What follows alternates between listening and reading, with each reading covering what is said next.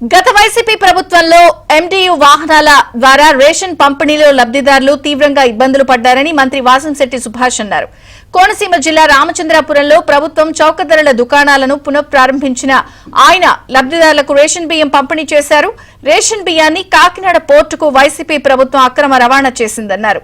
Ration షాపులు ప్రతి నెల 1వ తేదీ నుంచి 15వ తేదీ వరకు తెరిచి ఉంటాయని మంత్రి వాసంశెట్టి తెలిపారు. రాష్ట్ర వ్యాప్తంగా రేషన్ పంపిణీ పునఃప్రారంభం జరుగుతూ ఉంది. సుమారు రాష్ట్ర వ్యాప్తంగా 160 చౌకటి గోలు దుకాణాలు ఈరోజు పునఃప్రారంభానికి నోచుకోనున్నాయి. ఇక ఈ రేషన్ 1వ తారీఖు నుంచి 15వ తారీఖు వరకు అందరికీ అందుబాటులో ఉంటాయి.